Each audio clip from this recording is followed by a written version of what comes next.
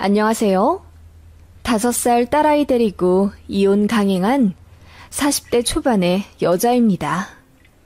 지금은 이혼한 지 5년이나 흘렀고 아이는 무럭무럭 커서 초등학교 4학년이나 되었어요. 저 역시 운이 좋게도 자리를 잘 잡아 지금은 월 500만 원 정도 벌며 잘 살고 있습니다. 어린 딸아이가 아빠 없이 자랄 환경이 걱정되지만 전 남편의 인성을 생각하면 참지 않고 새 출발한 게 차라리 다행이다 싶어요. 사건의 발단은 친정엄마 생신날이었지요. 장모님한테 생신기념 용돈으로 10만 원 넣어드렸다고 고래고래 소리 지르며 저에게 뭐라고 했던 전 남편의 목소리가 제 가슴 속에 빗으로 꽂혀 있어요. 결국 그 10만 원 때문에 남편은 인생 전체가 꼬여버려 후회하고 있네요. 저는 2년 정도 사귄 한 남자와 결혼했습니다. 그 사람은 공무원이었고 저는 월 220만 원 정도 받는 중소기업 대리였어요. 지방인지라 월 220만 원 받으면 그래도 또래보다 잘 받는 수준이었어요. 수도권에서는 월 400, 500도 허다하겠지만 제가 살던 곳은 작은 소도시였거든요. 친구들 다 일자리 찾아 서울로 상경했을 때 저는 집 근처 중소기업에 지원했고 합격했어요. 회사가 승승장구하며 잘 컸고 저 역시 대리 직급을 달고 열심히 일하고 있으니 어느덧 나이가 20대 후반이더군요. 많은 분들이 아시겠지만 지방은 특히 결혼을 빨리 하는 추세입니다. 저 역시 회사 상사들의 결혼 압박을 굉장히 많이 받았고 가만히 있기만 해도 소개팅이며 선자리가 줄줄이 들어오던 상황이었습니다. 그즈음 엄마도 제가 혼자 있기보다는 짝을 찾길 바라셨고 저는 무료한 지방 생활에서 재미나 찾아볼까 싶어 한 달에 2번 소개팅을 하곤 했습니다. 이상하게 하는 연애마다 3달을 못 넘기던 저였는데 우연히 소개팅 자리에 나온 그 남자는 제 마음을 다 빼앗아 버리기에 충분한 매력을 갖고 있었죠. 그래서 사귀게 되었고 딱 1년 8개월째 되던 날 결혼식을 올렸습니다. 공무원이긴 하지만 안정적인 직업에 끌렸다기보다는 제가 그 사람을 참 많이 사랑했던 것 같아요. 왜냐하면 그 사람은 늦가기 합격생이라 모아둔 돈이 없었고 오히려 학자금 대출이 아직도 남아있는 상황이었어요. 반면에 저는 착실하게 돈 모아 현금 4천만 원에 아반떼 차량까지 하나 갖고 있었거든요. 게다가 당시 월급으로 따지면 제가 조금 더 많았어요.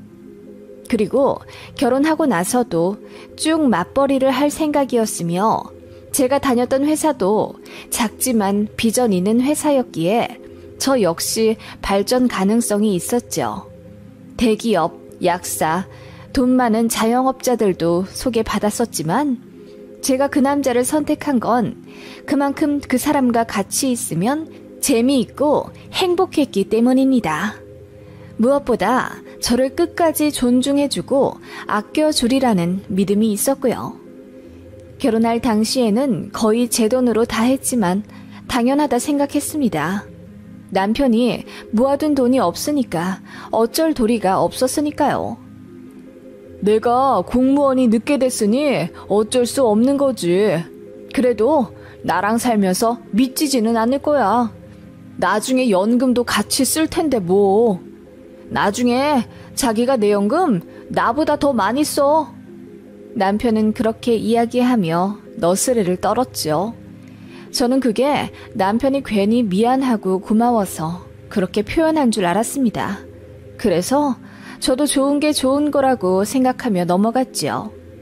그렇게 결혼 비용과 가전 가구 등을 제가 모은 돈으로 해결하고 집은 남편 명의로 대출받아 아파트 전세에서 시작했어요. 1억 2천 정도 되는 24평 소형 평수였고 나중엔 멋진 우리 집 꼭 장만하자는 약속과 함께 설레는 시작을 했습니다. 집 장만을 목표로 돈을 좀 모을 생각이었기에 아기는 신혼 3년 정도 즐긴 후 갖기로 계획했었죠. 하지만 이 무슨 운명의 장난인지 허니문이 생겨버렸어요. 남편이 굉장히 난감해 하더라고요. 은근히 지우자는 식으로 말을 해서 싸우기도 했었습니다. 저는 어찌되었건 소중한 생명이고 낳아서 지지고 볶더라도 키워야 한다는 입장이었는데 남편은 지금 아이 낳아서 키우면 우리 돈 하나도 못 모아. 우리 이사 가야지. 30평대로 가기로 했잖아. 너랑 나 아직 젊어서 조금 더 있다가 낳아도 돼. 현명하게 생각해야지. 라고 하며 저를 설득했어요. 하지만 양가 부모님들도 아이가 일단 생겼으면 무조건 낳아야 한다고 설득해서 결국 낳기로 했습니다. 남편은 자기 말을 안 들었다는 이유로 저에게 많이 화가 났습니다. 그래서 남들은 임신하면 남편이 과일도 깎아주고 밥도 차려준다고 하지만 저는 그런 게 전혀 없었어요. 먹고 싶은 게 있다고 하면 돈 얘기를 하며 내년에 애기한테 들어갈 돈이 얼마나 많은데 지금 아껴둬야지. 먹고 싶은 게 있어도 좀 참아야 하지 않겠어? 라고 하더군요. 그게 너무 기가 막혀서 제가 울고불고 했더니 그제야 자기 카드 건네주며 먹고 싶은 거 사라고 하더군요. 그것도 선심 쓰듯이요. 얼마나 치사하던지. 그래서 먹고 싶은 게 생기면 그냥 제 카드로 긁어 사 먹었어요. 참, 왜 네 카드, 제 카드 이야기가 나오냐면 저희는 생활비를 반반 나눠 썼습니다. 아파트 대출이자는 정확히 반 나눠 매달 입금했고 공과금, 마트 장 보는 비용과 생활용품 사는 것들은 각자 월급에서 100만 원 정도 빼서 공용 통장에 넣었어요. 그래서 남는 건 저축했고요.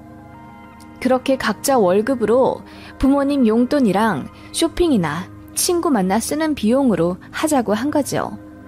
바보 같았지만 남편이 그렇게 해야만 돈이 모인다고 빡빡 우겨서 그렇게 했습니다. 제가 임신하고 나서 땡기는 음식은 마트에서 장 보고 난 이후라 개인 용돈에서 써야 한다고 하더군요. 알뜰하고 계획적인 남편의 모습이 생활력 있어 보여서 결혼을 한 건데 남편은 결혼하고 나서도 실리만 추구하고 있으니 정이 떨어지기 시작하더군요. 그렇게 임신 8개월쯤 되었을까? 예정일보다 빨리 배가 아파졌어요.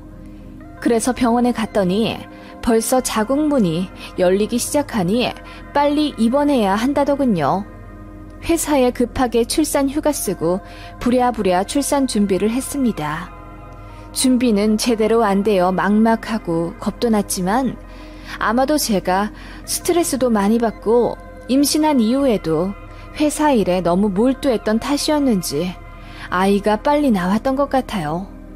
그렇게 아이는 인큐베이터에 2주 정도 있다가 나왔습니다. 그것 가지고도 남편이 투덜대더군요. 돈 몇 푼 벌자고 회사 일 열심히 하다가 월급 그대로 다 인큐베이터에 쓴다고요.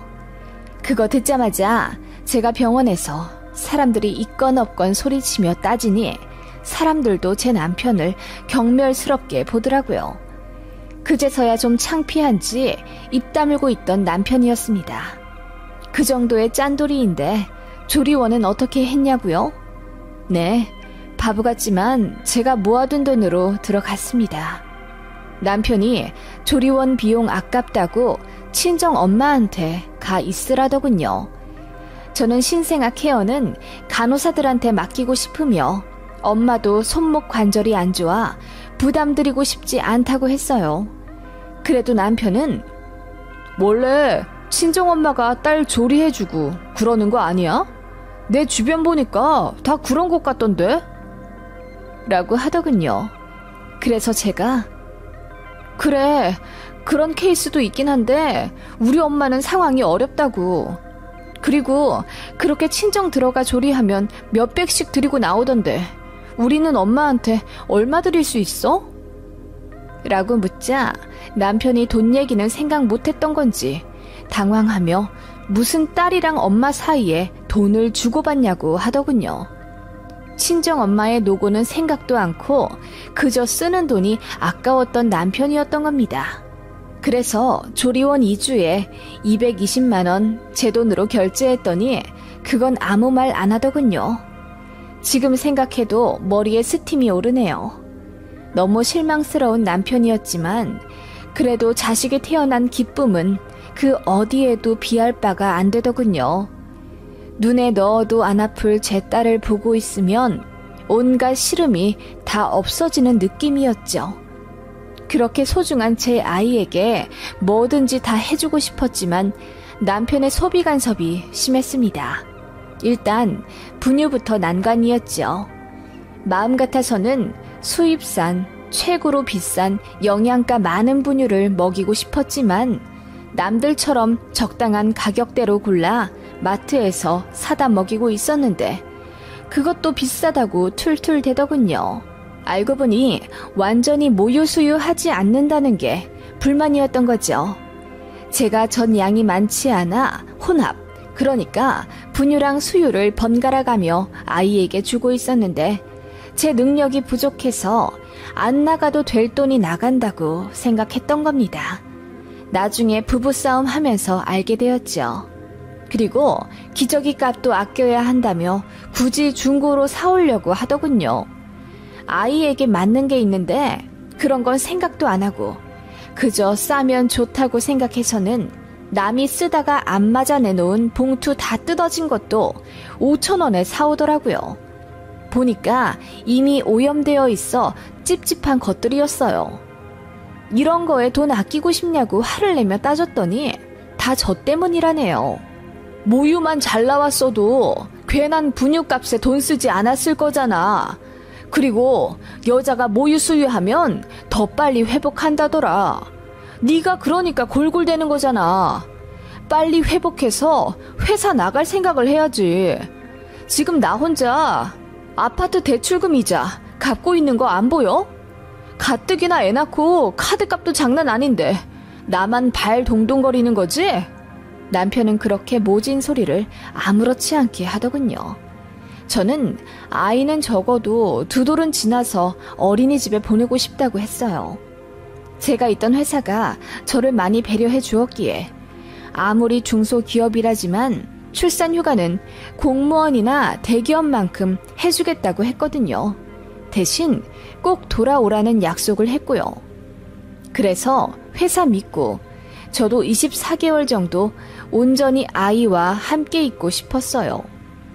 논다는 건 아니었고 저도 아이를 재우고 틈틈이 회사랑 연락하며 상황 알고 관련 지식을 쌓기 위해 자격증 공부도 하는 등 자기 개발을 쉬지 않았죠. 그런데 남편은 제가 허송세월 보낸다고 합니다. 요즘 어린이집이 얼마나 좋은데 100일 되자마자 보내는 엄마들도 많다고 하더라. 무슨 2돌이나 끼고 있으려고 해? 그냥 네가 편하자고 일 안 나가는 거지? 애 핑계 대는 거 창피하지도 않냐? 뭐라고? 내가 애 핑계 대고 집에 있으려 한다고? 나 복직하려고 준비하는 거 안 보여? 애한테 지금 가장 필요한 건 엄마야. 당신은 어차피 퇴근하면 힘들다는 이유로 애랑 놀아주지도 않으면서 뭘 그렇게 잘한다고 어린이집 타령이야. 다 때가 있는 거야. 그리고 무급도 아니고 유급 휴가인데 뭐가 그렇게 불만인데. 기본급의 60% 들어오는 거 가지고 꽤나 유세다. 너 지금 앉아있는 이 아파트 내가 대출금 갚고 있다는 거 잊지 마. 남편은 그렇게 지독하게 돈 타령을 해댔습니다. 아이는 안중에도 없는 사람처럼 말이죠.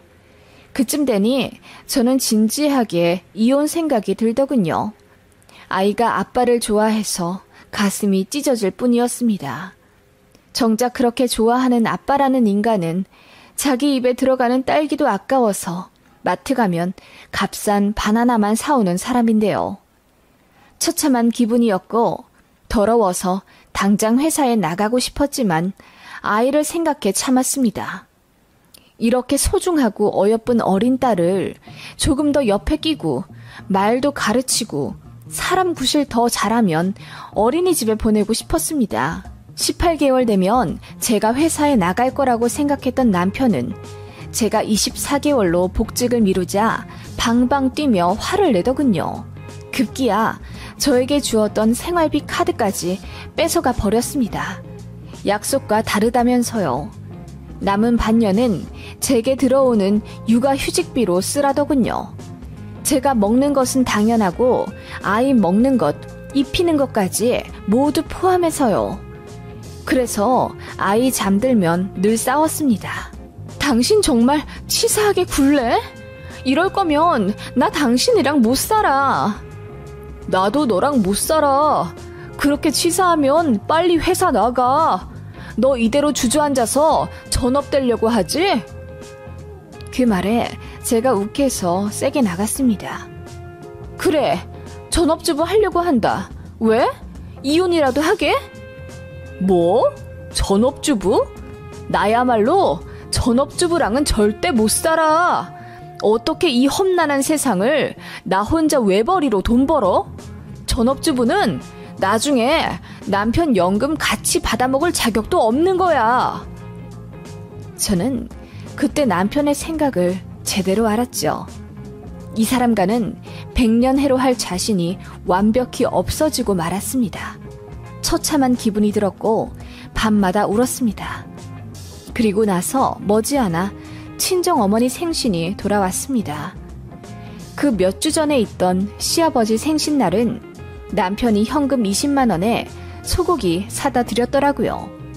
그리고 저도 시댁 가서 시어머니를 도와 미역국 끓이고 이것저것 요리해 생신상 차려드렸고요. 저희 친정엄마 생신에는 생신상까진 못하더라도 그 정도는 남편이 준비해 줄 줄 알았습니다. 그런데 못 가니까 저더러 알아서 챙겨드리라고 하더군요. 아마도 저랑 싸워서 기분이 안 좋아 그랬던 것 같습니다. 그래서 저도 똑같이 소고기 해드리겠다고 하니 남편이 선심 쓰듯 오케이 하더군요.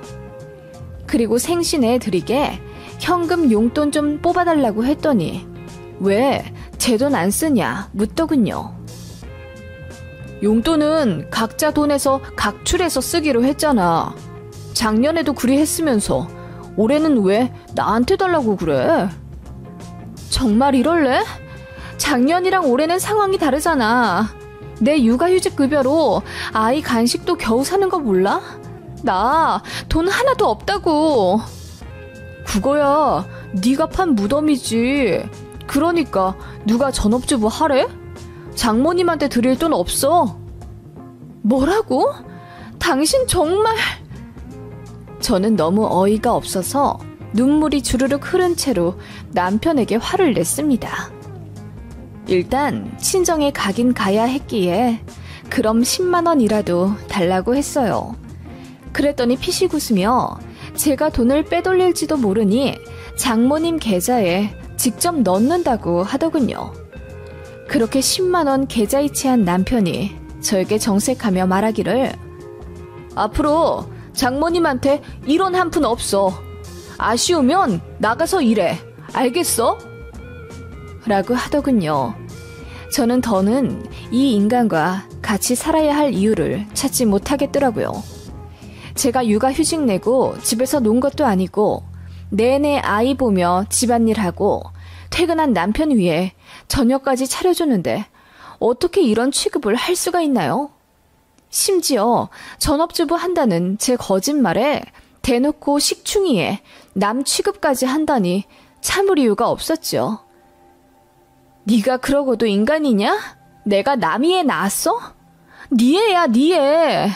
그리고 내가 해주는 밥 처먹으면서 전업주부는 친정에 용돈 드릴 자격도 없다고? 네가 이 정도로 또라이인 줄은 절대 몰랐다. 이혼하자. 제가 그렇게 이야기하자 남편은 제가 자존심 상해 홧김에 이혼 얘기한 줄 알고 피식 웃더군요. 하지만 저는 그날 바로 친정 가서 엄마께 울며 모든 것을 이야기했습니다.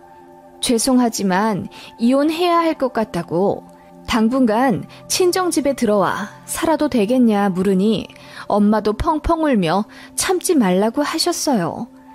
이럴 때 쓰라고 아빠가 유산을 남겨준 거라며 이혼해도 아이랑 같이 살 집 하나 해줄 순 있으니 걱정 말라 하시더군요.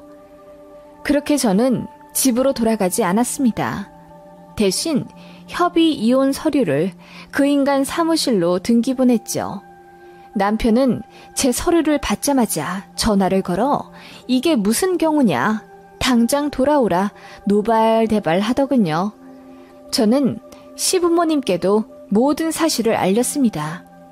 남편이 절약하고 꼼꼼한 줄은 알았는데 지 새끼 낳은 부인한테도 일이 짜게 굴 줄은 몰랐다고 구구절절 이야기했더니 시어머니가 창피하다며 우시더군요.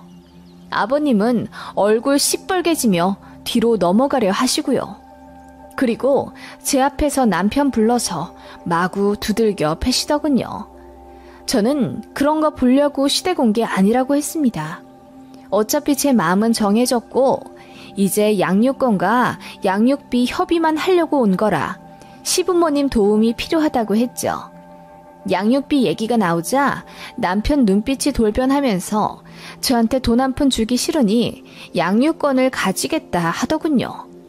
전업주부가 무슨 돈으로 애를 키울 거냐 하길래 제가 푸하하 웃으며 내가 왜 전업주부를 해? 이혼하려면 당연히 일해야지. 나 복귀하기로 했어.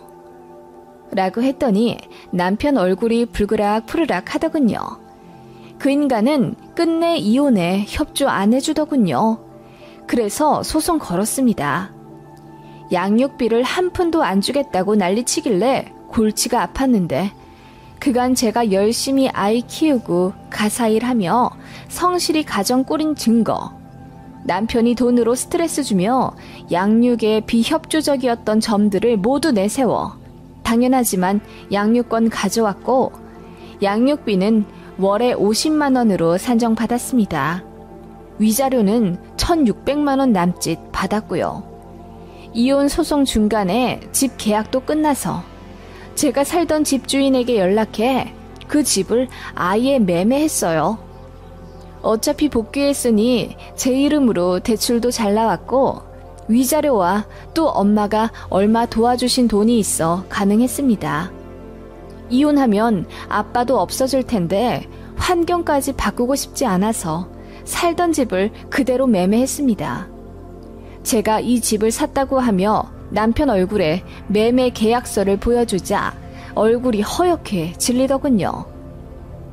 그렇게 집장만 한다고 박하게 굴더니 나 먼저 집장만 해서 배알 좀 꼴리겠네?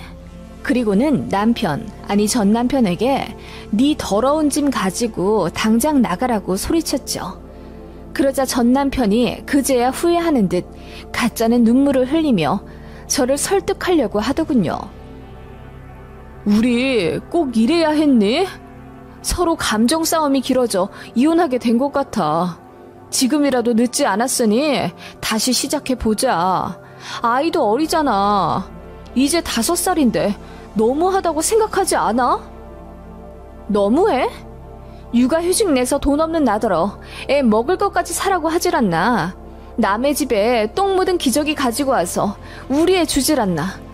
장모님 드릴 10만 원 생신 용돈도 아까워하던 파렴치한 인간은 그럼 너무하다는 말로 부족하지 않니? 제가 부들부들 떨며 따지자 전 남편은 아무 말 못하더군요. 그렇게 전부 끝났습니다. 전 남편이 짐을 안 빼고 버텨서 경찰 소동 한 번 일어난 이후로는 트러블이 없네요. 시어머니는 저에게 미안하다며 아이 생일이나 어린이날 핑계로 아이 통장에 100만 원씩 넣어주시고요. 저도 조부모 사랑은 외면하기 어려워 1년에 2번씩 전시댁에 가긴 갑니다. 전 남편은 아이 만날 때마다 울더군요. 후회가 막심한지 눈빛에 도끼도 사라졌고요. 행색도 빈곤한 게 누가 봐도 처참히 이혼당한 호랩이 같더군요. 반면 저는 회사에 잘 복귀해서 영업도 잘 따내고 승승장구하며 잘 지내고 있고요. 아이도 문제없이 잘 크고 있습니다. 결혼에 있어서 배우자를 제대로 선택하지 못한 후회가 크지만 이혼이라는 후회 없는 결정을 했기에 이제 참된 행복을 느끼고 있습니다. 전 남편은 지 고집대로 살다가 결혼 생활 실패한 게 여기저기 소문이 다 나서 아마 지호는 힘들 것 같네요. 그렇게 후회하며 살았으면 좋겠지만 또 아이의 아빠이다 보니 마냥 불행을 바랄 수도 없는 노릇이군요. 제 이야기 들어주셔서 감사합니다. 모두 행복하시길 빕니다. 니다. 안녕하세요. 날씨가 많이 따뜻해졌는데 산책은 자주 하고 계시나요? 저는 이제 항암 치료 막바지인 제 친정 엄마를 모시고 산이고 들이고 많이 나간답니다. 아이들도 중고등학생이 되어 제 손이 별로 필요 없고 각자 자기 공부할 것 한다고 알아서 잘 지내니 40대 후반이 된 지금에야 부쩍 저희 엄마와 더 많은 시간을 보낼 수 있게 되었네요. 사실 이혼을 했기 때문에 더 가능한 일 같습니다. 이제 저를 귀찮게 하고 힘들게 하는 남의 편과 시댁이 없어졌기 때문입니다. 친정엄마가 편찮으셔서 그간 많이 심적으로 힘들었지만 항암이 잘 되어서 완치를 코앞에 두고 있으니 이제 엄마 모시고 행복한 시간만 보냈으면 좋겠습니다.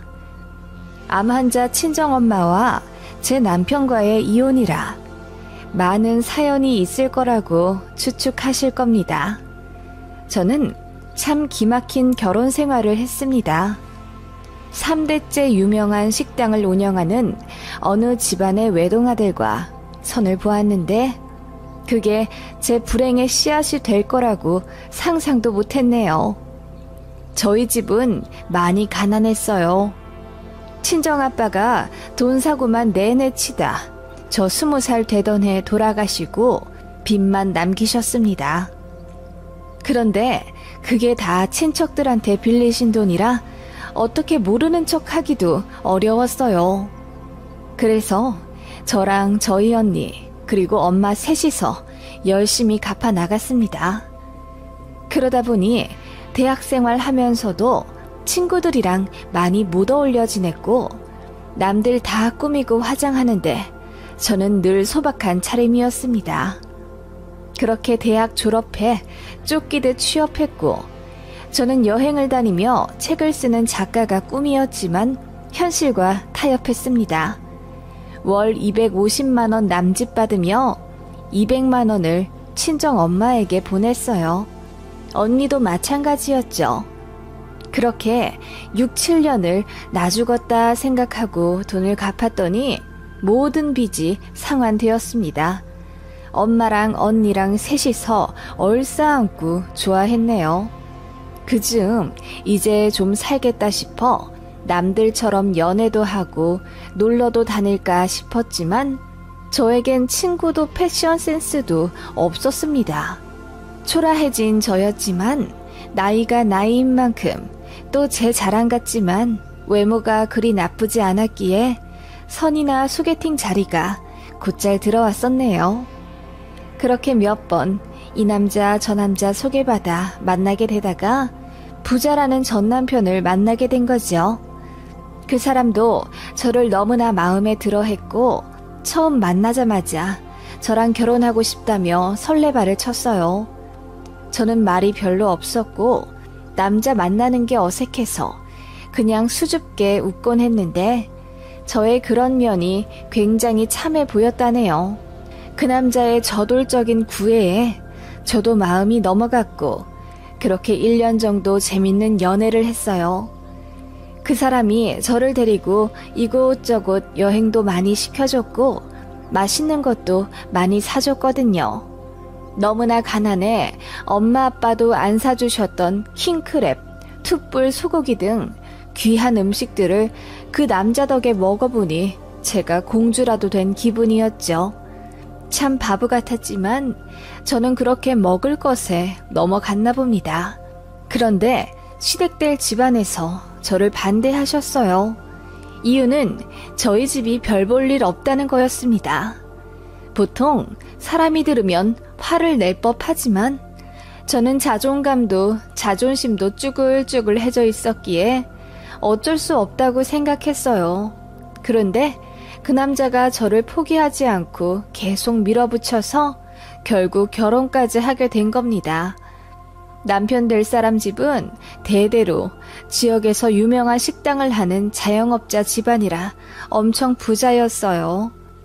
시부모님 차가 3대, 어머님, 아버님 각자 명의로 아파트 한 채씩 있고 남편과 시누이 둘까지도 20살 되자마자 집이랑 차를 하나씩 사주셨다니 말 다 했죠.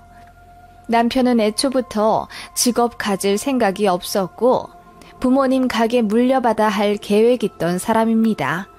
저는 가게 일에 자신이 없었고 또 제가 다니는 회사에 이미 적응을 해서 만족을 하고 있었기에 결혼하면 계속 직장인으로 남고 싶다고 했습니다. 남편도 분명 제 뜻을 존중해 줬었고요. 당연하지. 나도 하기 싫다는 사람 억지로 붙잡고 일하게 하고 싶지 않아. 내가 돈이 없는 것도 아니고 직원 하나 더 구해 쓰는 게 일도 아닌데 뭘. 그런 남자에게 너무나 고마웠어요. 그리고 제가 모아둔 돈이 없어서 결혼은 좀 미루고 싶다고 했더니 남자가 떵떵거리며 자기한테 돈이 있는데 무슨 말이냐며 자기만 믿으라고 하더군요. 그래서 그 남자가 하도 최근 통에 만난 지 1년 반 만에 결혼식을 치르게 된 거죠.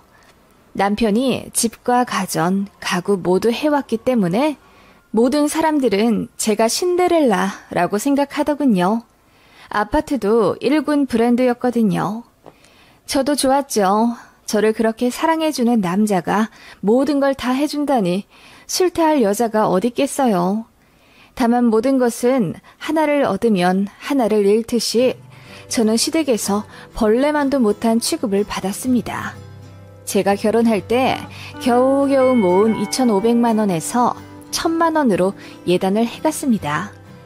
어머님이 모피를 좋아한다고 하셔서 800만 원짜리를 하고 200만 원 가량으로 이부를 해갔습니다.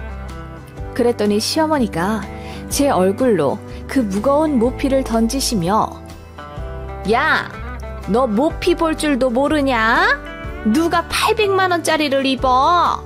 나한테 있는 모피 3장이 전부 1,500만 원이 넘는데 돈이 없으면 줬기를 하지 그랬어. 센스가 그리 없니? 라고 소리를 지르셨네요.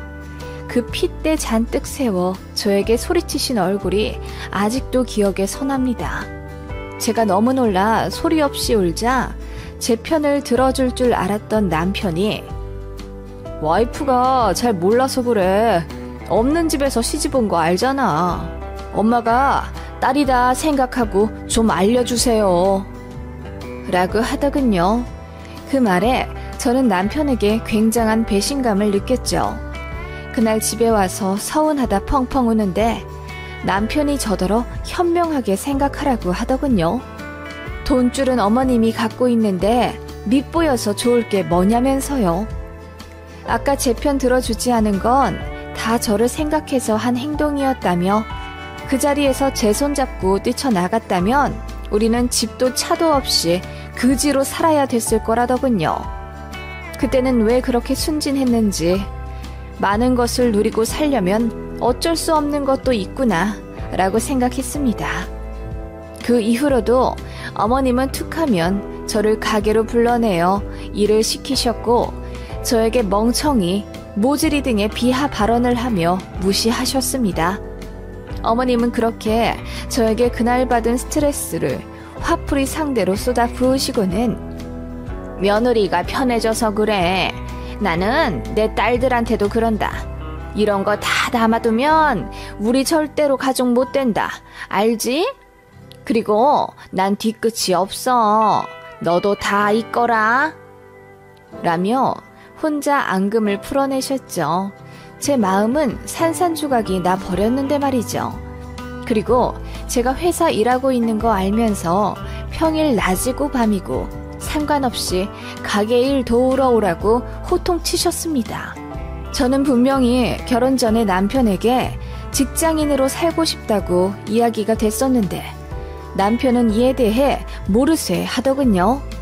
급기야 어머님은 저에게 회사를 관두라고 하셨습니다. 저는 그쯤 아이 낳고 복귀해 팀장을 달고 본격적으로 회사에서 인정받으며 열심히 일하고 있을 때였거든요. 제가 그건 어렵겠다고 하니 어머님이 저희 집에 찾아와 당장 이 집에서 나가라고 하셨습니다. 내가 해준 집인데 내가 하라는 대로 안 하면 나가야지 뭐 별 수 있니? 네 자식 두고 나가라! 라며 막무가내 집을 거의 반 부셔 놓으시더군요. 그때 아이가 너무 놀라 울면서 경기를 했고 제가 남편에게 제발 좀 말려달라고 했지만 남편은 우리가 시댁에 얹혀 사는 입장이기 때문에 어머님 말을 들어야 한다고 했습니다. 그리고 저에게 무릎 꿇고 빌며 제발 회사 관두어주면 안 되겠냐고 하더군요. 월급보다 돈을 더 받을 수 있는데 왜 멍청한 짓을 하냐며 아이도 있는데 저더러 이기적으로 굴지 말라더군요. 결국 회사 관뒀습니다. 관두고 시댁 가게도 오며 몇 년 지내고 있었는데 남편이 슬금슬금 저에게 가게를 맡기고 본인은 빠지더군요. 저는 남편만 믿고 회사를 관뒀는데 이제와 본인은 제가 있으니 다행이라며 골프 치러 다니고 친구 만나고 반백수로 살더군요. 저는 시부모님이랑 같이 가게 하면서 시집살이 엄청 당하며 고생하고 있는데 말이죠. 그래서 근 10년간은 남편이랑 사이가 굉장히 안 좋았습니다.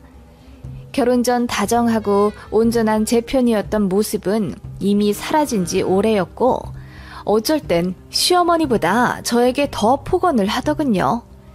제가 시어머니 마음에 안 들게 행동하면 어김없이 어머님이 카드를 가지고 협박하셨기 때문에 아이 학원이라도 안정적으로 보내려면 저는 시댁에서 죽어 살 수밖에 없었죠. 남편은 어느 순간부터 거의 바깥돌이가 되었어요. 어머님한테 하소연하니 어차피 나중에 가게를 맡으면 시아버지처럼 가게 지방령이 될 거다. 지금 많이 놀아두라 그래라 라며 아들 편을 들더군요. 남편이 뭐하고 다니는지 잘 알 순 없었지만 굳이 캐내고 싶지도 않았습니다. 저도 이미 남편에게 정이 떨어졌고 시댁 가게에 지쳐 에너지도 없었거든요. 제 희망은 아이들 뿐이었고 제 아들들이 공부를 잘해 학원 선생님으로부터 상급반에 들어가야 한다. 상위시험 응시를 한다 등의 전화를 받으면 그렇게 기분이 좋을 수 없었네요. 그렇게 시댁 무소리로 산 지 15년이 넘었습니다. 친정 엄마로부터 청천벽력 같은 연락이 왔어요. 엄마가 위암이시라더군요.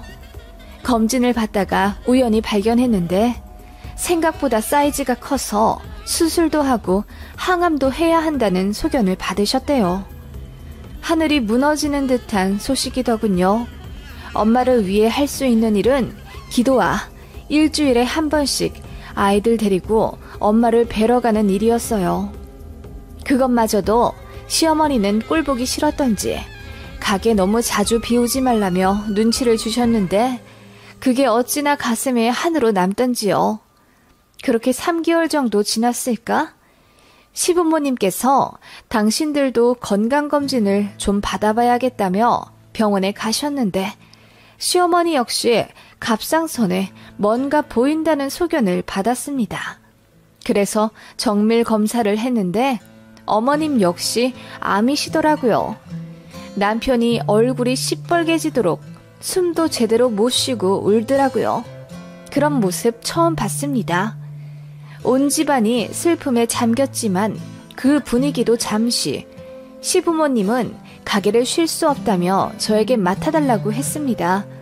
어머님은 치료도 받아야 하고 이제 쉬엄쉬엄 해야 할 것 같으니 저더러 시어머니처럼 가게 사장 역할을 해달라고 온 가족이 부탁하더군요.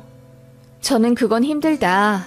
아직 애들 중학생이라 손도 많이 가고 친정엄마도 항암 치료하셔서 자주 들여다 봐드려야 한다고 했습니다. 그랬더니 남편이 벼락같이 화를 내면서 야! 너 우리 엄마 덕 보고 편하게 살았으면서 어떻게 이러냐? 우리 엄마 암이라는데 어떻게 이렇게 모르는 척을 할 거야? 라고 하더군요. 그러면서 저더러 가게를 맡아 할 건지 시어머니 병간호를 할 건지 하나를 정하라고 하더군요. 저는 정말이지 시댁 가게에서 일하는 게 너무 힘들었습니다. 그렇다고 보상이 있는 것도 아니었죠. 제가 옷이나 가방 사는 것도 일일이 어머님 허락을 받아야 했기에 쇼핑조차 못했는걸요. 게다가 남편 본인조차 가게 일에 대해 아무것도 모르고 하려고 하지도 않으면서 저에게 강요하는 게 너무 어이가 없었죠. 그래서 당신이 이 집 아들이니까 당신이 맡아서 하라고 했더니 알겠으니까 시어머니 병간호를 맡으라고 하더군요. 대신 우리 엄마 옆에서 24시간 내내 붙어 있어. 우리 엄마가 먹고 싶다는 거 다 해다 드리고 심부름 전부 해. 가게 일 안 할 거면 이거라도 해야 하지 않겠어? 당신 정말 너무하네. 나 지금까지 결혼 생활하면서 단 하루도 성실하지 않은 적이 없었어. 시집살이, 집안일, 당신이랑 애들 뒤치다거리 다 했는데 지금 이런 취급 뭐야? 그리고 우리 엄마도 암 환자인 거 잊었어? 시어머니만 암 걸리셨냐고. 야, 우리 엄마가 너한테 얼마나 잘해줬는데 그걸 시집살이라고 하냐? 네가 일을 못하니까 엄마가 잔소리 좀 할 수 있지. 너는 예전부터 느꼈지만 너무 꽁에 있어서 탈이야. 남편은 저에게 그렇게 이야기하며 시어머니 병간호 안 할 거면 이혼하자고 하더군요. 저 대신할 여자 널리고 널렸다면서요. 그 말 듣자마자 저도 머릿속에서 이성의 끈이 툭 끊기는 느낌이 났습니다. 내가 왜 이런 수모를 당하며 결혼 생활을 이어가야 하나 정신이 번쩍 든 거죠. 그래, 이혼하자. 나도 이런 생활 이제 그만하고 싶어. 제가 그 말을 하자마자 남편이 피식 웃으며 어디 한번 해보라고 하더군요. 저는 그날 이후 정말 변호사 사무실에 찾아가 바로 이혼 소송 준비를 했습니다. 그러자 시어머니가 노발대발 하면서 자기 암 걸렸는데 이럴 거냐고 난리를 치시더군요. 어머님, 저희 친정어머니도 암 걸리셨는데 어머님 하나도 신경 안 쓰셨잖아요.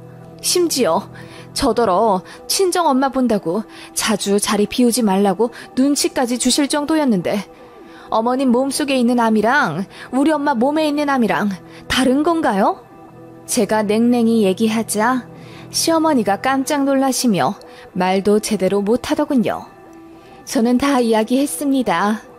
결혼해서 제가 얻은 건 집 하나뿐이었다고. 심지어 그 집은 제 명의도 아닌 어머님 집이고 매일 두 발 뻗고 편히 쉰 적이 단 한 번도 없는 집이라고 했습니다. 저는 결혼 생활 내내 시댁을 위해서 일했고 모진 소리 참아가며 무소리처럼 살았다고 했죠. 모든 증거가 있으니 법이 알아서 해줄 거라고 차분하게 얘기했더니 어머님이 덜컥 실감이 나셨는지 제 손 붙잡고 빌더라고요. 너 없이 가게를 어떻게 하니? 너도 알잖니? 우리 아들놈 장사에 소질 없는 거. 저에겐 가게가 문제가 아니고 제 인생이 걸린 문제입니다.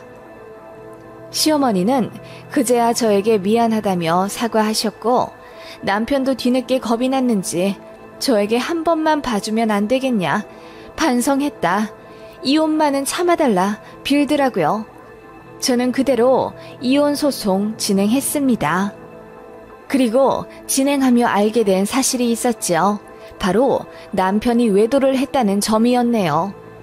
솔직히 밖에서 뭐 하고 다니나 궁금은 했는데 알고 싶지 않았다는 게 맞았다는 것 같아요. 집안일에 가게일에 너무 지쳤었거든요. 그런데 남편은 제가 시댁 가게에 매달려 살고 있을 때 5살 연하의 유부녀를 만나고 다녔더군요. 그 여자의 남편에게 그 사실을 알렸습니다. 그리고 제 남편은 그 여자 남편에게 사정없이 맞았습니다. 시어머니가 그 꼴 보고 뒤로 넘어가시더군요. 그렇게 모든 자료 제출해 이혼 소송에서 2년 만에 이겼습니다. 위자료 3천만 원에 그동안 시댁에서 일했던 값을 시급으로 매겨 2억 정도 추가로 받아냈어요. 그리고 양육권과 양육비를 아이 한 명당 40만 원, 총 80만 원 받기로 했습니다. 그렇게 저는 아이들 학교 근처에 전세로 아파트를 얻었고 친정엄마를 모셔왔어요. 그리고 살뜰히 간호하며 항암 치료 받으시게 했죠. 그렇게 엄마는 모든 치료를 이겨내며 저의 간호를 받으며 많이 나아져 가시고 계세요. 지금 벌써 이혼한 지 2년이 흘렀는데요. 큰아이는 고3인데 아마 우리 학교에서 최고 좋은 대학교에 갈 듯하네요. 둘째도 공부에 소질이 있고요. 전 남편과 그 집안의 근황은 들을 때마다 놀랍더군요. 일단 전 시댁 가게가 망했습니다. 어머님이 손 떼고 전 남편에게 위임하려 하셨는데 남편이 운영을 개떡같이 해서 알바들도 하루아침에 다 간둬버리고 손님도 끊겼다네요. 그래서 어머님이 다시 사장으로 들어오셨는데 어머님 역시 항암 중이라 몸이 약해지신 관계로 운영을 제대로 못하셨다네요. 결국 저의 이혼 이후 2년 만에 가게는 폐업을 했고 그동안 벌어둔 돈을 빚 갚는 데 쓰느라 어머님 아파트 하나를 팔았다고 하더군요. 그리고 나서 또 가게를 낸다고 아버님의 아파트를 팔았는데 그거 역시 망해간다는 소문이 있고요. 남편 명의 아파트 하나 있는데 아마 거기서 시댁 식구들 다 모여 살겠죠. 어머님은 혼자 셀프 간병하느라 죽을 마실 거고 남편과 자식이라고 있는 것들은 다 사람 구실을 못하니 속 터지실 겁니다. 남편이 가끔 제 아이들을 만나면 자기 조만간 알거지 될 것 같으니 엄마랑 다시 합치게 도와달라는 헛소리를 한 모양인데 아들들은 전적으로 제 편이라 그런 소리 한 번만 더 하면 연락도 안 할 거라고 했다더군요. 제가 아이들은 참 잘 키워 다행입니다. 친정엄마 더 건강해지시면 저도 알바 시작하려고요. 지금은 엄마랑 시간 보내는 게 더 좋습니다. 날이 좋네요. 오늘도 즐겁게 산책하다 와야죠. 여러분도 모든 근심을 끊어버리시고 행복한 나날들 되시길 바랍니다. 안녕하세요. 저는 이제 결혼 2년 차인 새댁입니다. 결혼한 지 얼마 안 되었지만 시어머니랑 벌써부터 큰 트러블이 생겨 시댁과 사이가 안 좋은데요.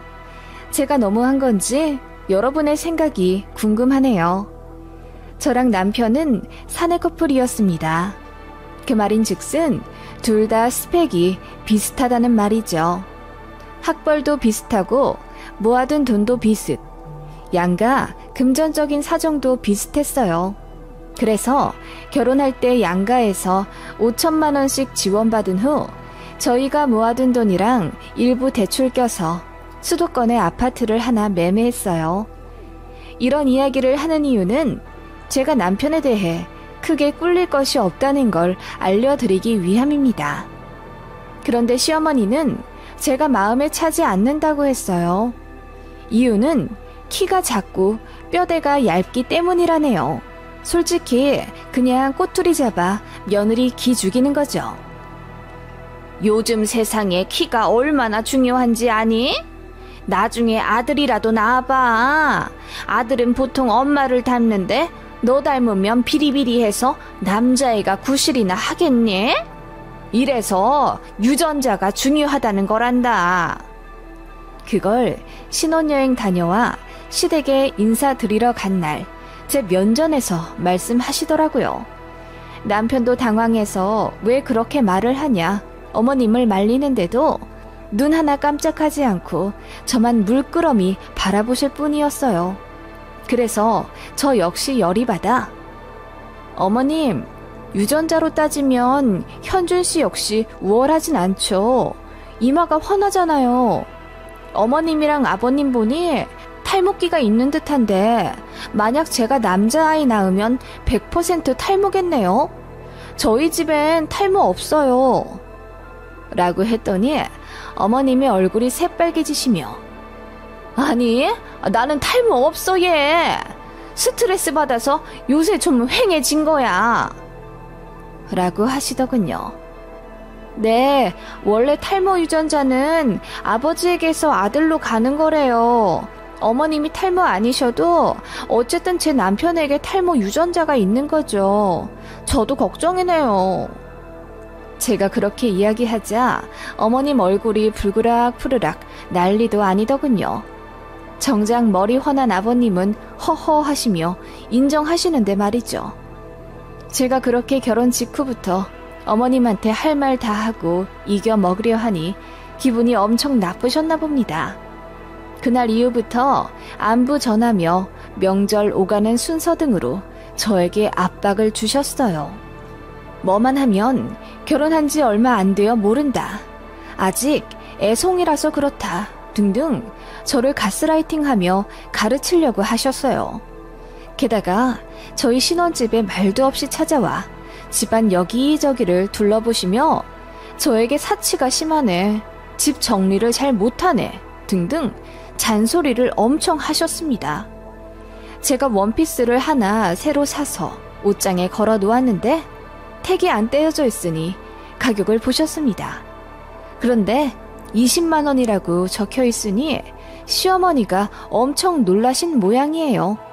저더러 돈이 땅에서 샘솟아 나오냐며 이렇게 저더러 비싼 옷을 사면 그 돈을 자기 아들이 갚는 거나 마찬가지인데 사치 좀 부리지 말라고 하더군요.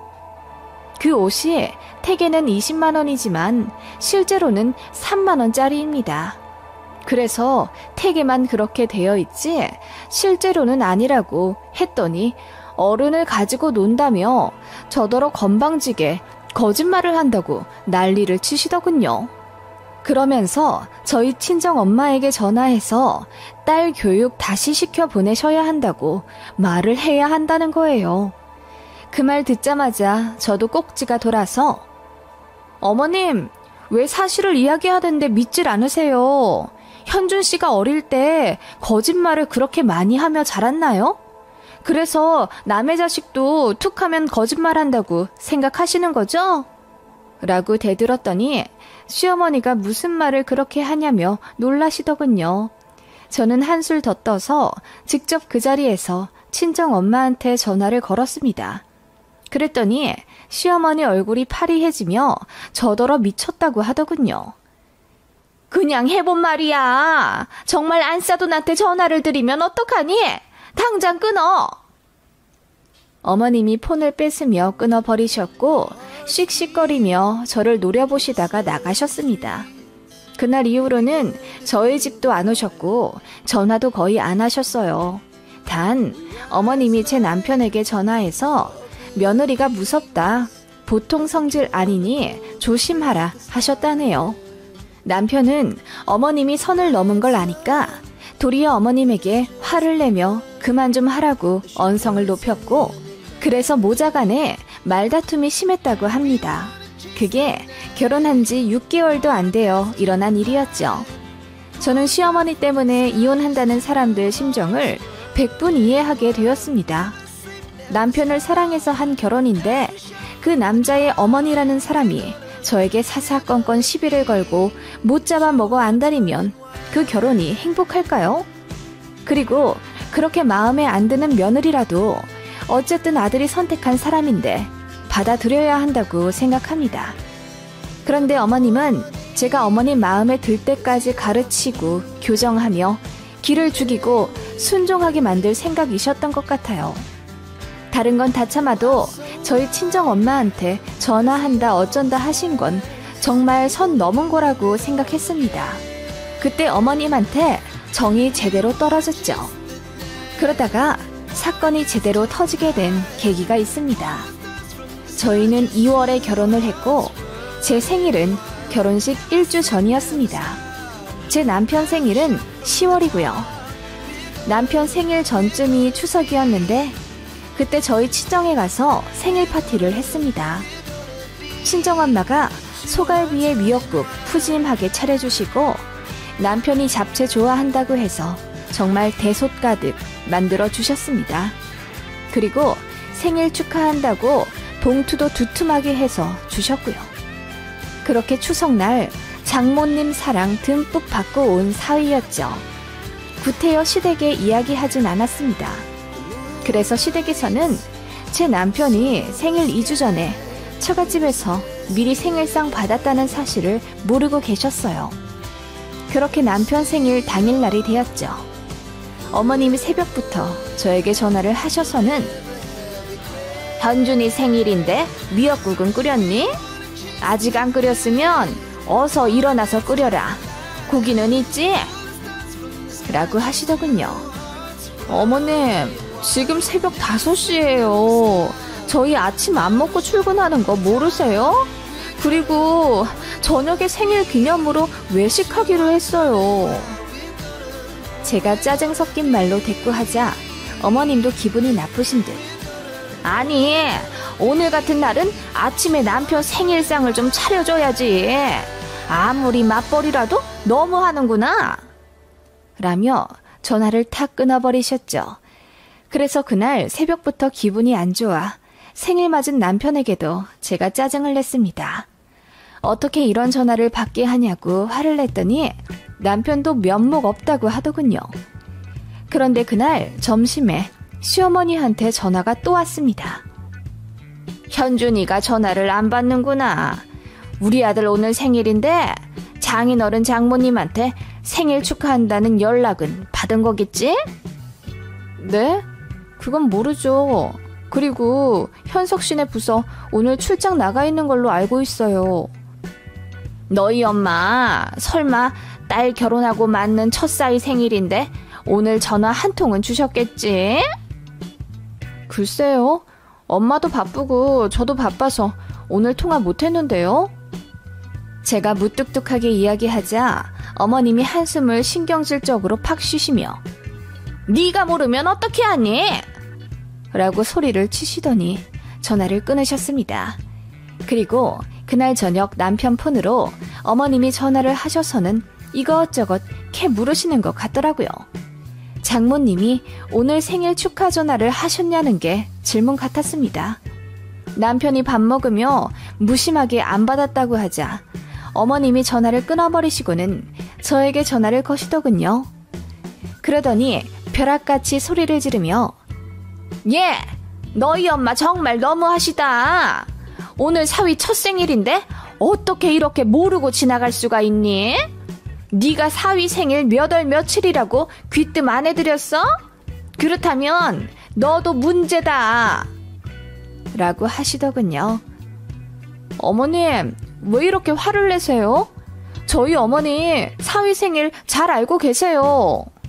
저번에 추석에... 하지만 어머님은 제 말을 끊고 본인 할 말을 이어가셨어요. 알고 있는데 전화를 안 해? 그럼 안 싸돈 정말 문제 있으시구나. 당연히 해야 할 걸 안 하시면 그건 정말 걱정이 될 만한 문제란다. 혹시 치매 같은 건 아니시지? 어머님이 분노에 겨워 저에게 실언을 하고 마셨습니다. 사위 생일날 전화 안 했다고 치매라는 소리까지 하시다니요. 저는 식당에서 밥을 먹고 있던 그 순간 바로 젓가락을 탁 놓아버렸습니다. 그리고 남편에게 전화를 바꾸며 우리 엄마가 당신 생일날 전화 안 했다고 치매라고 하시네? 어머님 해도 너무하신다. 내가 무슨 말을 더 해야 할까? 라고 소리치고 나와 버렸습니다. 그리고 집에 와서 씻고 침대에 누워 있었죠.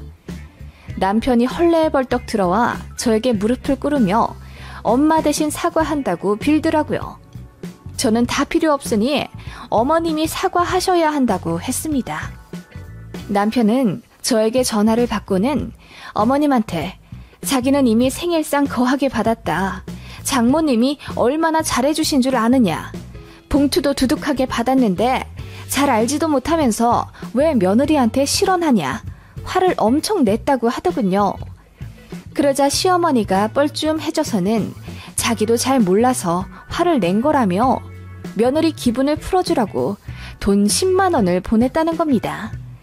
그 말에 더 열받더라고요. 어머님은 사과할 만큼 저에게 자존심 굽히고 싶지 않으니 10만 원으로 때우자는 거죠. 저는 그날 남편에게 10만 원 집어던지며 그냥 이혼하자고 울며 소리를 질렀습니다. 남편도 울면서 자기가 잘못했다고 다신 어머님이 저한테 실언하지 않도록 똑바로 조치하겠다고 싹싹 빌었습니다. 그날 새벽 3시까지 싸웠던 것 같습니다.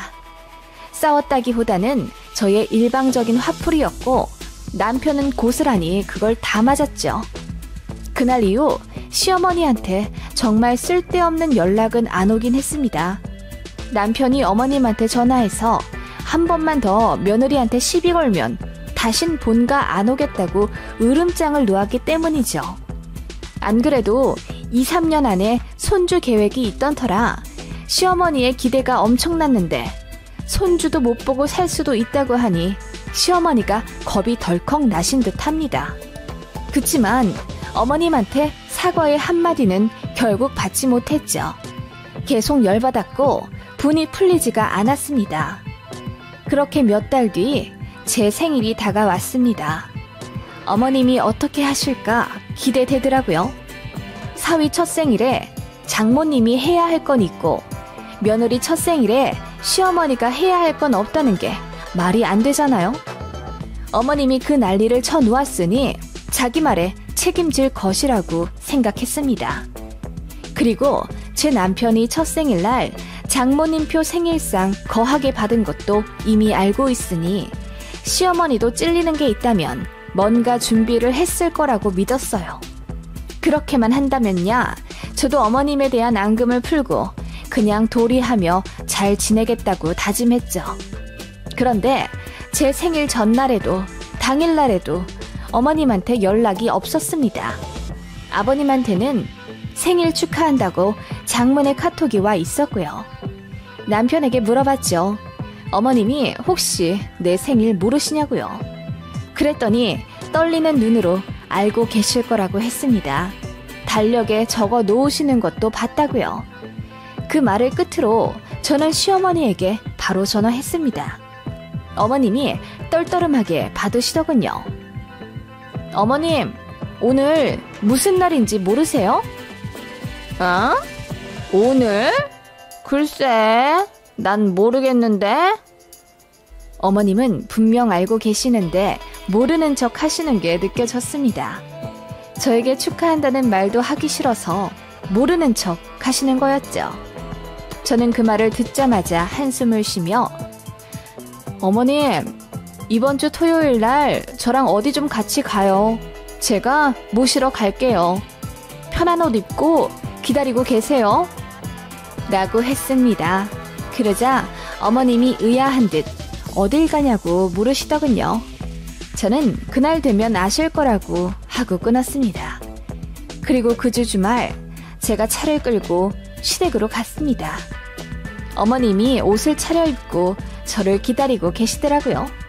그러면서 한편으로는 며느리가 시어머니 모시고 데이트라도 하려는 건가 싶은 기대감이 있어 보였습니다. 저는 아무 말 없이 어머님을 모시고 행선지로 향했죠. 어딜 가냐고 물으셔도 가보시면 안다고 했습니다. 그렇게 어느 주차장에 도착했고 어머님께 내리시라고 했죠. 여기가 어디냐? 여기 병원 아니니? 네, 이 근방에서 가장 유명한 치매 센터예요. 10시에 검진 예약해놨으니 가셔서 검사 받으시면 되세요. 뭐라고? 치매 센터? 여길 왜 왔냐? 어머님, 치매 검사 받으셔야죠. 어떻게 며느리 첫 생일을 잊으실 수가 있어요? 그이 얘기 들어보니 달력에 적어 놓으셨다고 하던데 그렇게 중요한 날을 잊으시면 안 되죠. 뭐라고? 아니 며느리 생일 좀 잊었다고? 치매 검사 받아보라는 게 말이 되냐?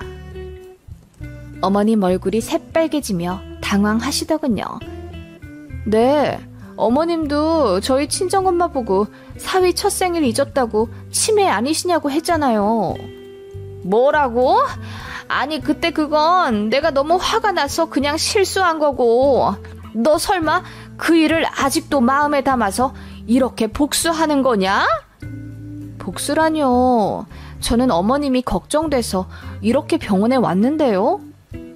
제가 싱긋 웃으며 어머님을 바라보자 어머님이 턱까지 덜덜 떨며 저더러 대단하다고 하시더군요.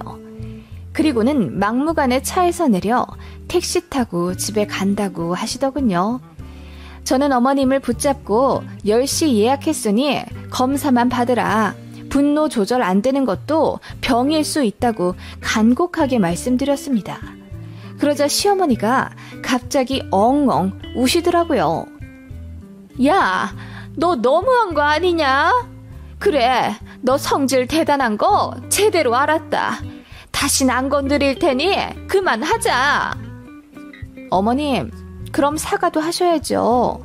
저희 친정엄마 치매 아니냐고 했던 거 저한테 너무 상처였으니 사과하세요. 제가 어머님 가방을 붙잡고 늘어지니 지나가던 사람들이 수근거리더군요. 그러자 어머님이 다 익은 토마토처럼 빨개진 얼굴로 미안하다, 미안해, 됐니? 나 갈란다 라고 하시며 택시 승차장으로 뛰어가셨습니다.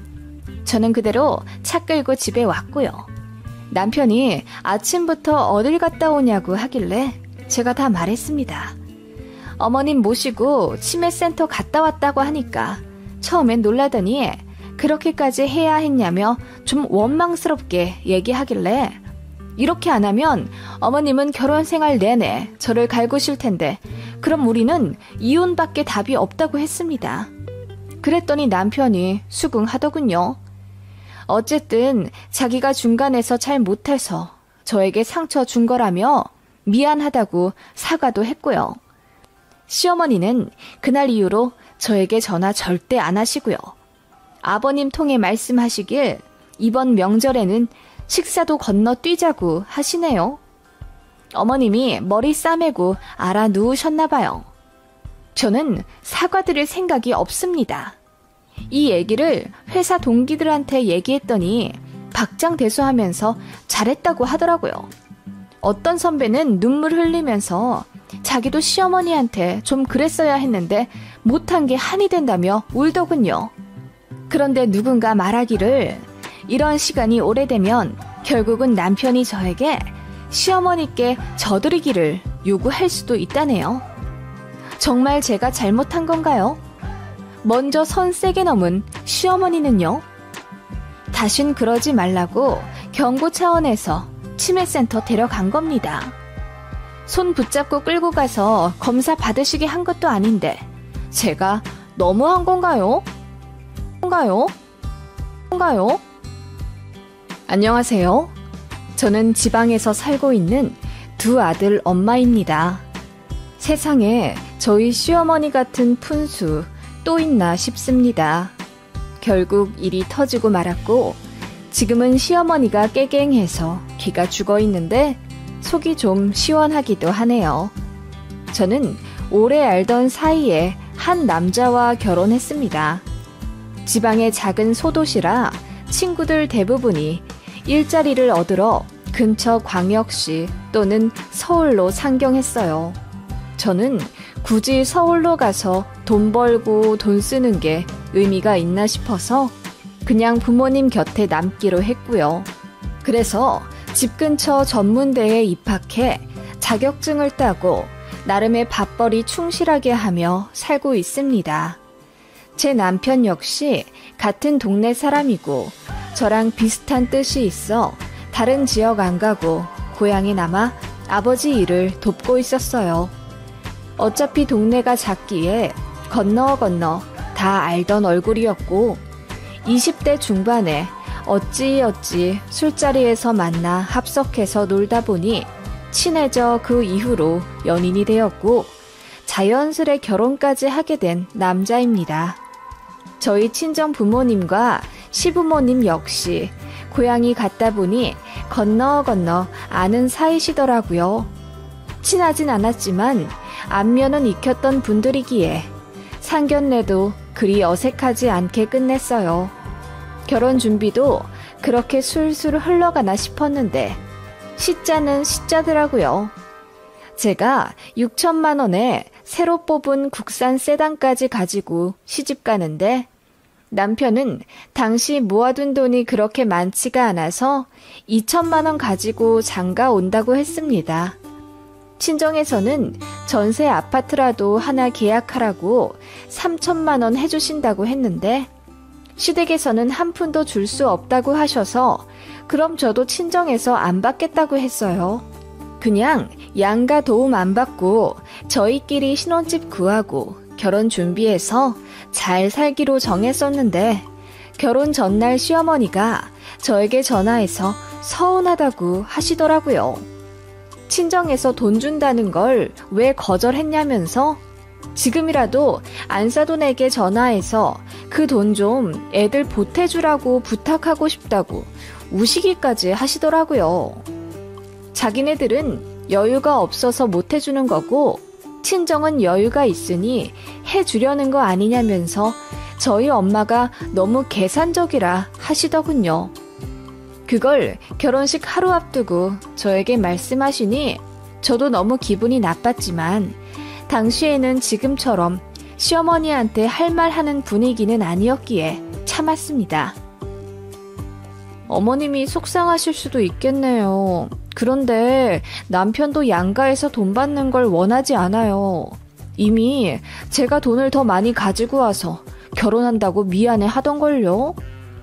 그렇게 이야기하며 당신 아들이 부담스러워해서 그러는 거라고 했습니다. 그랬더니 시어머니가 그래? 그럼 알겠다. 여튼 앞으로 어떻게 하는지 내가 잘 두고 볼 거다. 하고 끊으시더군요. 기가 막혔습니다.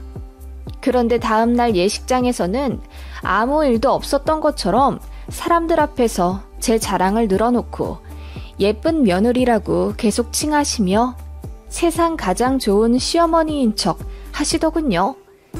어이가 없었고 돈 관련 얘기는 친정 부모님께 말씀드리지 않았습니다. 그런데 저희 신혼여행 간 사이에 시어머니가 양주 한 병 사들고 저희 친정집에 가셨나 보더라고요. 애들도 지금 해외 나가서 잘 놀고 있는데 우리도 놀자고 하면서요. 그러기엔 시간도 많이 늦었고 또 저희 친정집에는 제 결혼식을 이유로 먼 시골에서 올라오신 친척분들도 계셨기에 친정 부모님이 좋게 달래며 거절했습니다. 사부인, 지금은 시간도 많이 늦었고 집에 손님이 계시니 다음에 저희가 좋은 술로 대접해 모시겠습니다. 다음에 언제요? 그리고 나 서운한 것도 있단 말이에요. 이런 건 그때그때 풀어야 앙금이 안 남는댔어요. 정중하게 예의를 갖추셨다는 저희 친정 어머니와 다르게 시어머니는 꼬장꼬장한 말투로 화를 내셨다더군요. 저희 친정엄마는 이미 무례한 시모의 태도에 기분이 상할 대로 상해서 휙 하고 돌아 들어가 안방에서 안 나오셨다고 했고요. 그런 사건이 있었다는 걸 저도 신혼여행 다녀오고 나서 알았습니다. 시가에 인사 갔더니 시어머니가 나 니네 엄마한테 거의 문전박대 수준으로 무시당했다. 너희 집 찾아갔었는데 니네 엄마 안방에 콕 하고 박혀서 나오질 않으시더라. 어떻게 안싸돈을 이렇게 무시하실 수가 있니? 라고 하셔서 제가 너무 당황해 얼굴이 새빨개졌었어요. 그래서 자초지종을 물어보니 시어머니가 먼저 무례하게 나왔던 상황이더군요. 그리고 시어머니가 서운하다고 했던 것도 바로 그 돈 문제였습니다. 돈이 있으면서 왜 딸 결혼하는데 안 보태줬냐 이거죠. 그래서 제가 참다 못해 그 얘기 다 끝난 것 아니냐, 제가 이해해 드리도록 정중히 말씀드리지 않았냐고 하니까 시어머니가 무슨 그렇게 선을 긋고 정도를 차리고 그러니? 니네 엄마 아빠도 참 웃기다. 결혼 전엔 그렇게까지 예의 차리지 않더니만 왜 자식들 결혼시키고 나서 딴 사람 마냥 구는 거야? 사돈이 됐으면 더 친구처럼 지내는 거지. 라고 하시더군요. 그 말에 남편이 언성을 높이며 장인어른 장모님이 옳게 하고 계신 거라며 어떻게 사돈끼리 편하게 지낼 수가 있겠냐며 화를 냈어요. 그리고 다시는 돈 얘기 꺼내지 말라고 소리를 지르더군요. 자기 창피하다면서요. 그러자 어머님이 엉엉 우시며 아들놈 키워봤자 소용없다더니 그 말이 딱이네 딱이야. 어떻게 결혼하자마자 지 와이프랑 장인장모 편을 들 수가 있어? 라고 하시며 저흰 다시 보고 싶지 않다고 거의 내쫓다시피 하셨습니다. 시아버지는 그저 혀를 끌끌 차셨고요. 원래 과묵하신 분이고 집안일에 크게 관심 없는 분이긴 해서 어머님 그러시는 것도 안 말리시더군요. 아무튼 저는 시어머니 덕분에 결혼이 정말 쉬운 일이 아니라는 걸 뼈저리게 느끼며 신혼을 시작했습니다. 어머님은 그 이후로도 혼자 삐졌다 풀렸다를 반복하며 저를 스트레스 받게 했어요. 그래도 남편은 제 편이었기에 크게 부부싸움 안 하고 버틸 수 있었죠. 친정엄마는 아직까지 일을 하시는 분이시고 시어머니는 가족 사업을 조금씩 돕는 분이십니다. 그래서 시간이 많이 남아서 그런 건지 툭하면 저희 부부한테 연락해서 만나자, 밥 먹자, 놀러오라 하시고 저희가 많이 바쁜 것 같으면 사돈인 저희 친정에 그렇게 자주 연락을 하십니다. 사돈끼리 친하게 지내자, 밥 먹자 등 혼자 친한 척 엄청 하시는데 솔직히 시모 인성이 좋으신 분이면 저희 부모님도 그렇게까지 선 안 그으시겠죠. 자식 결혼하는데 주머니에서 돈 안 꺼냈다고 섭섭하다 하면서 울고 결혼하고 나서는 무례하게 사돈댁 찾아와 행패 부리는 사람이 뭐가 좋다고요. 그런데 어머님은 그냥 자기 성격이 좀 화통하고 뒤끝이 없어서 그런 거라며 저희 친정 부모님이 자꾸 선을 긋는 게 너무 속상하다 하시더군요. 그리고 여름 휴가 때마다 사돈네랑 다 같이 여행 가는 게 꿈이라고 하셔서 결혼하고 나서 3번이나 다 같이 해외여행 갔었습니다. 가서 어머님이 저희 친정엄마 팔짱 붙잡고 안아주고 저녁에 술 잔뜩 취해서 저희 엄마한테 실명 그대로 옥자야 하고 부르셔서 엄마가 짜증내셨어요. 3번 여행 가고 그 이후로는 밥도 같이 먹기 싫다며 친정엄마가 저희 시모를 거의 차단하다시피 하셨네요. 아무튼 이렇게 좀 답이 없는 시어머니였지만 그래도 좋은 점도 가끔은 있는 분이라 그야말로 단짠단짠의 고부관계였죠. 다만 저희 친정엄마가 시어머니를 엄청 싫어하신다는 거죠. 시어머니는 제 친정엄마한테 혼자 친한 척하면서 엄청 치대시고요. 그러던 와중 제 시누이가 결혼을 하게 되었습니다. 신우가 얼굴은 정말 예쁜데 공부를 안 했어요. 소위 날라리였습니다. 직업도 별로고 20대 때 돈을 펑펑 써서 아예 모아둔 돈이 없었어요. 그런데 운 좋게 약사 남자와 결혼하게 되었는데 그 집 시댁이 만만치 않나 보더라고요. 제 신우 스펙이 너무 안 좋으니 집이라도 한 채 해갖고 와야 하지 않겠냐며 저희 시어머니한테 사돈이 다이렉트로 연락하셨다더군요. 시댁이 돈이 또 아예 없는 건 아닌지라 가진 돈, 가진 땅 싹싹 긁어모아 신우에게 3억을 해주셨대요. 그러면서 미안하신지 저희한테도 3천만 원 주셨고요. 저는 그냥 다 이해했습니다. 딸이 결혼하는데 시댁에서 미움 받을까봐 있는 돈 없는 돈 다 긁어내준 시어머니 마음이 뭔지 알겠고요. 그런데 그거 알게 된 친정엄마는 극대노 하시더라고요. 자기네들도 돈 있으면서 왜 아들 결혼할 때는 안 내놓고 되려 우리한테 주머니 안 연다고 뭐라고 했었냐면서 화가 잔뜩 나셨어요. 그래도 티 안 내고 사돈처녀 결혼한다고 축의금 30만 원이나 해서 보내셨습니다.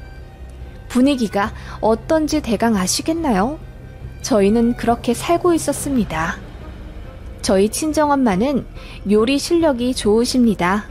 김장 한번 하실 때 배추김치 깍두기, 파김치 다 담그시고 가끔 별미로 석박지며 열무도 해주시는데 맛이 그리 좋아요. 반면에 시어머니는 김장 못하시고요. 김장 양념 비율을 못 맞추시겠다며 절인 배추랑 양념을 사다가 대충 묻혀 재우시는데 뭐가 문제인지 한 달도 안 되어서 팍 사가버려요. 그래서 시댁은 김치를 늘 사다 드십니다. 그래서 그런지 가끔 저희 집 오시는 시어머니가 냉장고에서 김치를 꺼내 드시고는 감탄을 그렇게 하세요. 친정엄마 손맛이 좋다고요. 그래서 제가 한두 포기 조금씩 드리곤 했는데 나중에는 은근슬쩍 김장철마다 두어 통씩 받아다 주길 바라시는 것 같더라고요. 그냥 제가 모르는 척 했지만요.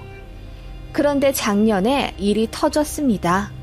친정엄마가 김장을 하시기 위해 마트에 가셨는데 마침 시어머니를 딱 마주치셨답니다.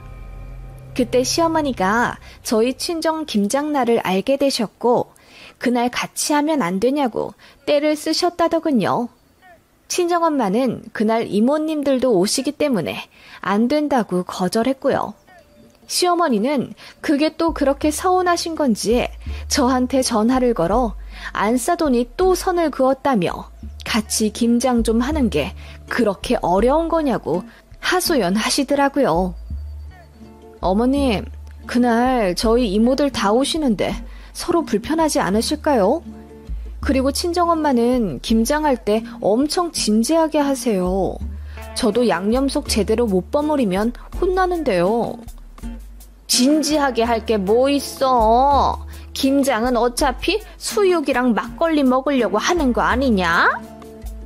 시어머니는 애초에 저희 친정 김장에 가서 일할 생각이 없으셨던 거죠. 그렇게 김장하는 날 눈치 좀 챙길 줄 알았던 시어머니가 대형 사고를 치고 말았습니다. 수육용 돼지고기 3kg에 막걸리 5병을 사들고 저희 친정집에 급습하셨다더군요. 기가 막힌 친정엄마와 이모들이 입을 떡 벌렸는데 시어머니가 해맑게 웃으며 같이 김장하고 수육 먹고 놀자고 했다더군요. 저는 저희 시어머니가 그 정도로 눈치가 없을 줄 몰랐습니다.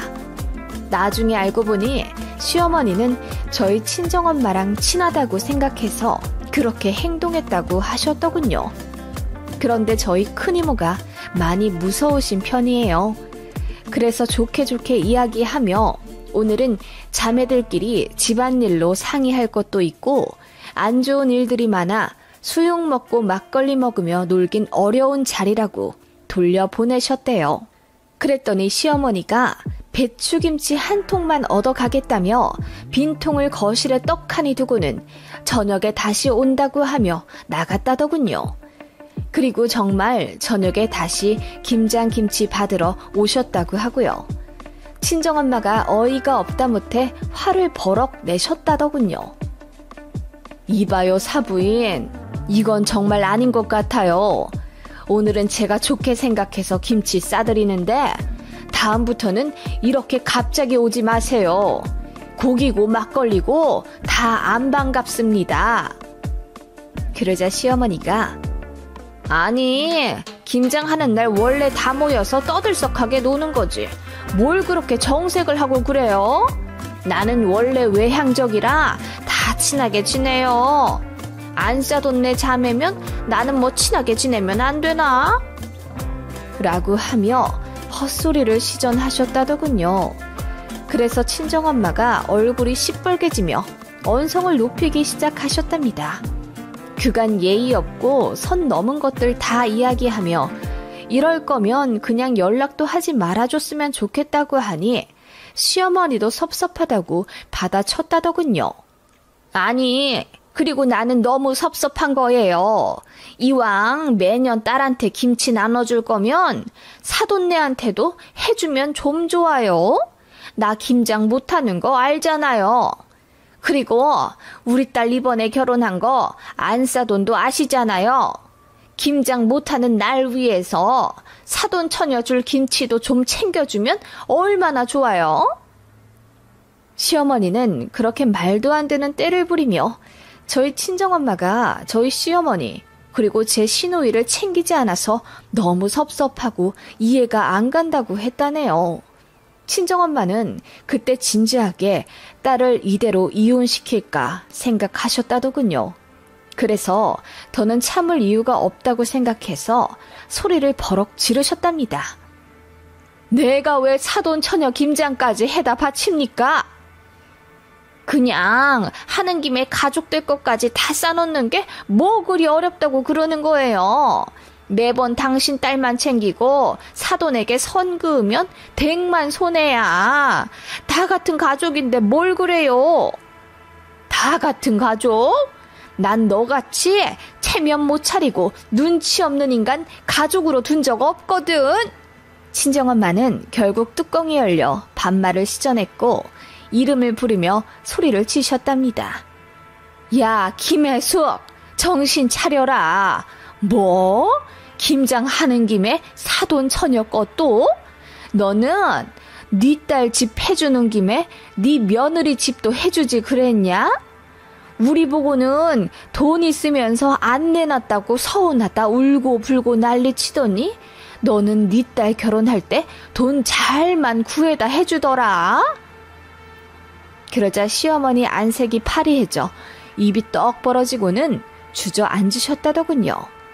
저희 친정엄마가 늘 말수가 없고 표정이 별로 없으니 소심한 사람이라고 생각했던 거죠. 그런데 화가 나니까 전혀 다른 사람이 되어서는 시어머니께 야야거리고 이름 부르며 소리 지르니 시어머니가 충격 먹으셨답니다. 그리고 맞는 말만 하니 시어머니도 할 말 없으셨던 거죠. 눈만 댕그레 해져서는 놀라다가 사부인 왜 그러세요? 너무 하시네요. 라며 갑자기 예의 차리는 척을 하고는 상처받았다며 뛰쳐나가셨다더군요. 그 뒤에 대고 저희 친정엄마가 우리 딸한테 전화해서 하소연할 거면 내가 당신 머리채를 잡아서 다 뽑아놓을 거야. 그리고 이혼시킬 거니 알아서 해. 라고 하셨다네요. 그 일을 며칠 뒤에 김치 받으러 갔다가 친정 아빠한테 들었습니다. 저희 시어머니랑 친정엄마가 대판 싸우셨다는 걸요. 친정엄마는 얘기 안 하려 하시다가 결국 그렇게 됐으니 이혼하게 되면 딸이랑 손주들은 책임지겠다 하시더군요. 바로 시어머니한테 전화하니 안 받으셨고요. 저는 솔직히 속 시원했어요. 자꾸 시어머니 깐죽대다가 언젠가는 이사단 날 줄 알았거든요. 그리고 친정엄마한테 너무 죄송했습니다. 저 때문에 이런 험한 꼴 당하셨으니까요. 한동안 시어머니는 저와 남편 연락을 안 받으시다가 3개월 정도 후에 경조사 때문에 만나게 됐는데 저를 자꾸 피하시더군요. 명절에도 딱 밖에서 식사만 했고 어머님은 완전 딴 사람처럼 저에게 거리를 두셨습니다.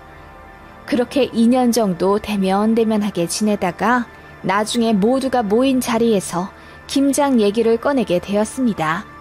사과는 바라지도 않았지만 그래도 좀 반성을 하실 줄 알았는데 어머님은 본인이 아무 잘못 없고 저희 친정엄마만 너무하다고 생각하시더군요. 저도 어머님한테 더 이상 아무 얘기하고 싶지 않다고 했어요. 남편은 시어머니한테 너무하다고 화를 냈고 제 눈치 엄청 봤습니다.